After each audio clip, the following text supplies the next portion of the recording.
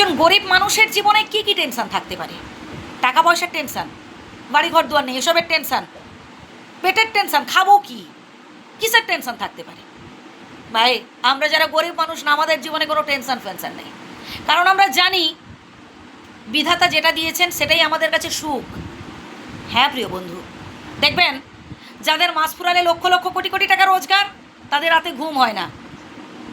যার মান্থলি 1 লক্ষ টাকা ইনকাম, সে চাইছে যে কী করে এটাকে ডাবল করা যায়, এই টেনশানে তার ঘুম হয় না।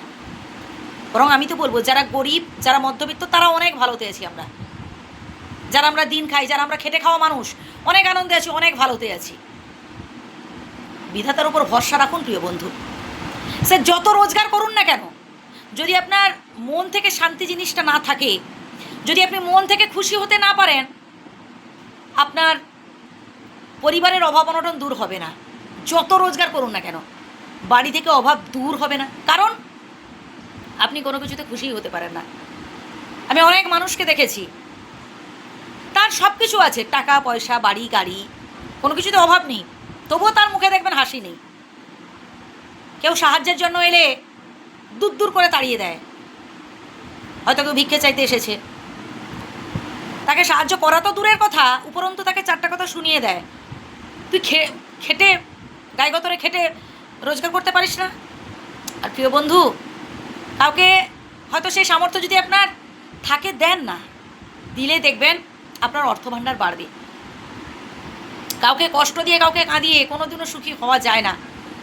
মানুষ হয়ে জন্মেছি, যদি আমরা মানুষের দুঃখ কষ্টগুলো বুঝতে না পারি, যদি আমরা একে অপরের পাশে দাঁড়াতে না পারি, মানুষ হয়ে জন্মে কী লাভ প্রিয় বন্ধু? তাই যতটুকুন আছে আপনার, তার মধ্য থেকে নিজেও এনজয় করুন আর অপরকেও ভালো থাকার সুযোগ করে দিন। আমরা সাথে করে কিছু নিয়ে এসেছি নাকি সাথে করে নিয়ে যাব? কিছু বলুন তো। কিছু নিয়েও আসেনি আর সাথে করেও নিয়ে যাব না, কিচ্ছু নিয়ে যাব না, সবটাই পড়ে থাকবে এখানে। বিধাতার সৃষ্টি, বুঝলেন? এই পৃথিবীতে সবারই অধিকার রয়েছে ভালোভাবে বাঁচার, কোনো কিছুই আমার নয়, বুঝলেন? সবটাই বিধাতার সৃষ্টি।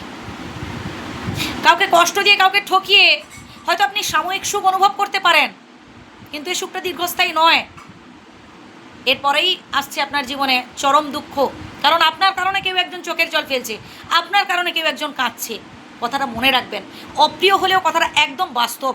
আর এখানে আপনারা এই মোটিভেশনগুলোই শুনতে পাবেন। যে কথাগুলো বললাম আবারও প্রথম থেকে শুনুন, আশা করি উপকৃত হবেন। ভালো থাকবেন, সুস্থ থাকবেন। আমার শ্রদ্ধা নেবেন, যদি ভুল বলে থাকি ক্ষমা করবেন।